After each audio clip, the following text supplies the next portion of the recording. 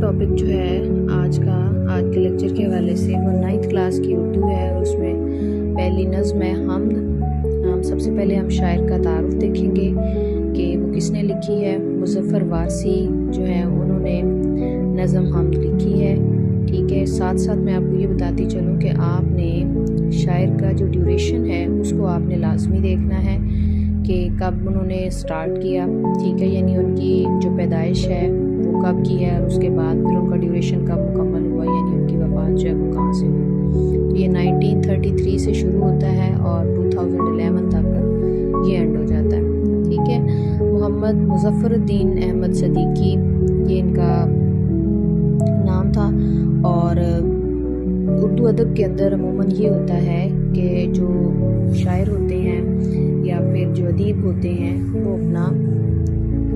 جب بھی لکھتے ہیں کچھ تو اپنا قلمی نام استعمال کرتے ہیں اور اسی نام سے پھر وہ مشہور ہو جاتے ہیں۔ تو یہاں پہ انہوں نے اپنا قلمی نام جو ہے وہ مظفر وارثی رکھا اور وہ اسی کے نام سے یہ مشہور ہو گئے، ٹھیک ہے۔ اس کے بعد ہم آتے ہیں اس کے اندر ہم یہ دیکھتے ہیں کہ ان کی جو جائے ولادت ہے، یعنی جہاں پہ ان کی پیدائش ہوئی،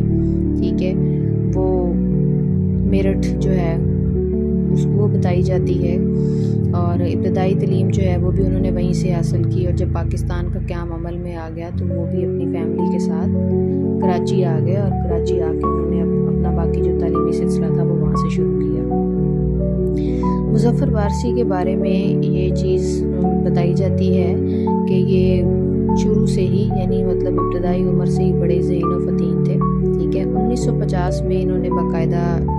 شاعری کا آغاز کیا، اور یہ اس وقت تک جاری رہا جب تک وہ ان کی وفات نہیں ہوئی، ٹھیک ہے۔ اصناف نظم میں انہوں نے تقریباً جو اس دور کے اندر جتنی بھی اب نظموں کی اصناف جو ہیں، یعنی نظموں کی جو قسمیں ہیں وہ رائج ہیں، ان کے اندر انہوں نے لکھنے کی کوشش کی، طب آزمائی کی، اور اس کے اندر نظم ہے، حمد ہے، نعت ہے، اسلام ہے، گیت ہے، ربائی ہے، کتاب وغیرہ ہے، اس کے اندر انہوں نے لکھا۔ آپ اس کو انڈر لائن کریں کیونکہ آپ کے MCQ جو ہیں وہ یا پھر شارٹ کوسچن کے حوالے سے یہ سوال جو ہے پیپر پیٹرن کے حوالے سے یہ کافی امپورٹنٹ ہے۔ اور دوسرا یہ ہے کہ اصناف نظم یا اصناف سے کیا مراد ہے، اس سے مراد یہ ہے کہ مطلب نظم کی مختلف اصناف کو اب قسموں والی سینس میں لینا ہے۔ ہر جگہ اپنی ذہانت و فطانت کا لوہا منوایا انہوں نے، حمد و نعت پر بھی انہوں نے کام کیا، اور یہی دو اصناف سخن جو ہے وہ ان کی شناخت اور وجہ شہرت قرار پائی، کیونکہ انہوں نے حمد اور نعت جو ہے اس پہ خاصا کام کیا ہے۔ حمد میں ان کی حمد ہے اے خدا اور وہی خدا، اور نعت میں میرا پیغمبر عظیم تر ہے، یہ جو ہے ان کو خاصی شہرت ملی۔ اس کے بعد نیکسٹ پیراگراف میں ہم دیکھتے ہیں کہ ان کی شاعری کے مجموعے آ جاتے ہیں۔ ان کی شاعری کے مجموعوں میں ہمارے پاس آتا ہے باب حرم، لہجہ، نور ازل، الحمد، کعبہ عشق، لا شریک، دل سے در نبی تک، اور میرے اچھے رسول۔ آپ ان کو انڈر لائن کریں گے کیونکہ یہ آپ کے MCQ کے جو آپ کا آبجیکٹیو ہے، معروضی حصہ ہے اردو کا، اس کو کور کریں گے۔ اس میں سم ٹائم یہ ہوتا ہے کہ کوسچن پوچھ لیتا ہے کہ ان کے شاعری مجموعے کتنے ہیں، ٹھیک ہے۔ سم ٹائم کیا ہوتا ہے کہ وہ مختلف شاعروں کے شعری مجموعے دے دیتا ہے، اور اس میں سے پھر نیچے ایک رائٹر کا یا شاعر کا یا مصنف کا نام دے دیتا ہے، اور اس میں وہ کہتا ہے کہ آپ اس میں سے بتائیں کہ کون سی تحریر جو ہے وہ کس شاعر کی یا کس مصنف کی ہے۔ حکومت پاکستان نے ان کی ادبی خدمات کے اعتراف میں یعنی جتنا انہوں نے اردو ادب کے اندر کام کیا ہے 1988 میں پرائڈ آف پرفارمنس سے نوازا۔ یہاں پہ بھی آپ کا ایک بڑا اچھا MCQ بن سکتا ہے، شارٹ کوسچن بھی بن سکتا ہے کہ مظفر وارثی جو ہیں ان کو کون سے سال کے اندر پرائڈ آف پرفارمنس جو ہے وہ دیا گیا، ٹھیک ہے۔ اور یا پھر یہ پوچھا جا سکتا ہے کہ 1988 کے اندر کس شاعر کو پرائڈ آف پرفارمنس جو ہے وہ دیا گیا، تو یہاں پہ پھر آپ کو یہ ساری چیزیں پتہ ہونی چاہیے۔ مظفر وارثی کو اردو کی موضوعاتی شاعری میں بھی بلند مقام و مرتبہ حاصل ہے۔ انہوں نے اردو حمد و نعت کو ایک نئی جہت دی، ٹھیک ہے۔ فکری اور فنی اعتبار سے ان کی تمام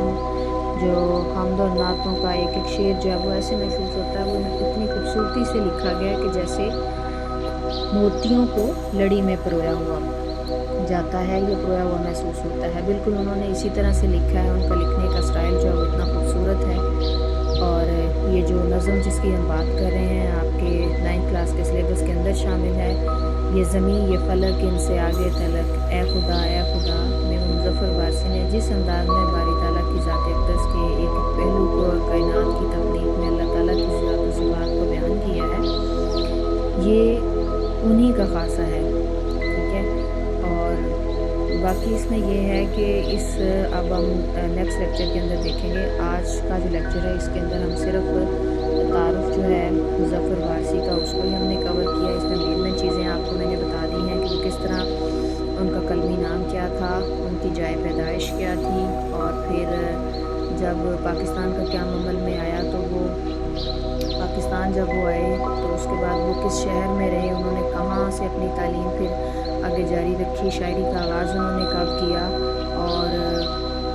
کون سی اصناف نظم کے اندر انہوں نے کام کیا، کون سی نظمیں لکھی، کون سے ان کے شعری مجموعے تھے، ٹھیک ہے۔ پھر انہیں حکومت پاکستان کی طرف سے پرائڈ آف پرفارمنس دیا گیا، وہ کس سال کے اندر دیا گیا۔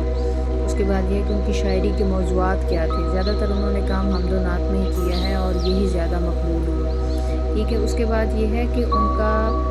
مطلب ان کا جو لکھنے کا جو سٹائل تھا، یا ان کی جو نثر کی یا تحریر کی یا وہ خوبی کیا تھی، اس کی اگر ہم بات کریں تو اس میں ہمارے پاس لاسٹ میں انہوں نے 1-2 لائنوں میں بتا دیا ہے کہ فکری اور فنی اعتبار سے اگر ہم ان کی حمد و نعت کی تحریروں کو دیکھیں تو بالکل ایسے محسوس ہوتا ہے کہ جیسے آپ جو موتی ہیں ان کو لڑی میں پرو دیتے ہیں، بالکل اسی طرح سے انہوں نے اپنی جو شعری خوبیاں ہیں ان کا استعمال کرتے ہوئے تحریر کے اندر بالکل اسی طرح کی خوبصورتی پیدا کی ہے۔ تو بس آج کا ٹاپک ہمارا یہی تھا، ہم نے مظفر وارثی کو پڑھا، اس میں ان کے جو شعری مجموعے تھے ان کو دیکھا، اصناف نظم دیکھی کون سی ہوتی ہیں، یہاں یہ بھی آپ کو انڈر لائن کر لینا چاہیے اور اس کو آپ ہائی لائٹ کر کے اس کو بھی تیار کریں۔ اور نیکسٹ جو ہمارا ٹاپک ہوگا وہ ہوگا مظفر وارثی کی حمد، اس میں ہم دیکھیں گے کہ مقاصد تدریس کیا ہیں، مشکل الفاظ کے معنی دیکھیں گے اور پھر ساتھ ہی اس کی تشریح بھی دیکھیں گے۔ Thank you so much.